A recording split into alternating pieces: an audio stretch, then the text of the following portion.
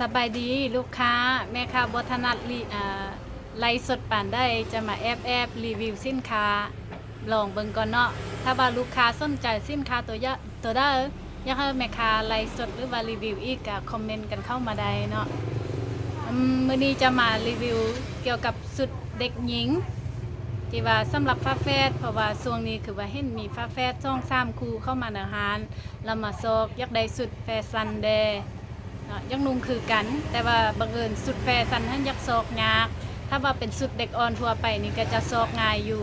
แต่คันว่าเป็นสุดแฟชั่นแล้วยักนุ่งคือกันนี่จะยักซอกยากนิดนึงเพราะว่าอาหารของพวกเฮานี่สุดแฟชั่นนี่จะมีอย่างละสุดเท่านั้นเนาะแม่ค้าก็ได้ไปซอกไปค้นมาแล้วก็ได้มา5สุด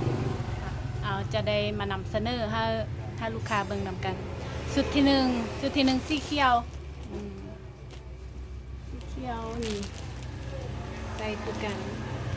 ตัวนี้อยู่นี่ก็บอกว่าแม่นใส่6 เดือน5 9 เดือนแต่ว่าเด็กน้อย4 เดือนขึ้นไปก็น่าจะใส่พอดีงามแล้วเพราะว่าบางคนก็มักนุ่งเพื่อแดนนิดนึงเพราะว่าเด็กน้อยยาวไหวเนาะสุดที่1เด้อถ้าผู้ใดสนใจก็คอมเมนต์บอกมาได้เลยว่าสนใจสุดที่1สุดต่อไปสุดที่2สีขาวตัวนี้แผ่นุ่มแม่ค้าเองก็ยังยักใส่เนาะที่2คือกันเลยอยู่นี่บอกว่า3 เดือน5 6 เดือน3 เดือน5 6 เดือนแต่ว่า9 เดือนนี้ก็ยังใส่ได้อยู่ตามที่ว่าแม่ค้าเคยมีลูกแล้วก็ใส่ให้ลูกมาจนฮอดปีหนึ่งก็จะเป็นขับเป็นพอดีกับโบได้ขับดอกเป็นพอดีฟิตก็จะน่าหักไปอีกแบบสุดต่อไปเป็นสุดที่3ตัวนี้จะมี3 ชิ้นตัวนี้มี3 ชิ้นเป็นผ้าซ้ำหลีเนาะ3 ชิ้นถ้าผู้ใดสนใจก็คอมเมนต์กันเข้ามาอยู่ในนี้บอกว่า9 เดือนแต่ว่า6 เดือนขึ้นไปก็นุ่งก็พอดีงามแล้วปีหนึ่งนุ่งก็ยังพอดีงามอยู่ปีปลายยังนุ่งได้อยู่นี่นะ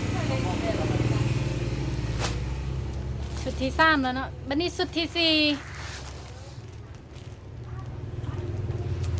ใส่คนบอกหรือว่าน่ะได้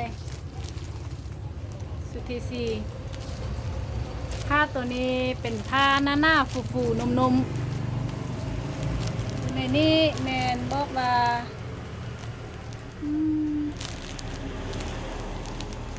ตัวนี้ก็ถ้าผู้ที่ว่ามักนุ่งเพื่อไว้ว่าเด็กน้อยยาวไว้ก็6 เดือนขึ้นไปเนาะแต่ว่าคันผู้ใดที่ว่ามักนุ่งพอดีก็แม่น9 เดือนหรือว่าปีหนึ่งแต่ว่าตัวนี้นี่ปีปลายก็ยังนุ่งได้อยู่นี่นะสุดที่5นี่สุดน้อยๆเลยสุดน้อยๆตัวนี้แลกเกิด5-6 เดือนตัวนี้7-8 เดือนก็ยังนุ่งได้อยู่พอดีฟิตเอาสำหรับสินค้าของแม่ค้าในมื้อนี้ก็จะมีสุดเด็กหญิงฟ้าแฝดมีทั้งหมดนำกัน5 สุดถ้าว่าผู้ใดสนใจตัวได้อยากให้แม่ค้ามารีวิวหรือว่ามาไลฟ์สดก็คอมเมนต์กันเข้ามาได้เนาะยินดีต้อนรับลูกค้าทุกท่าน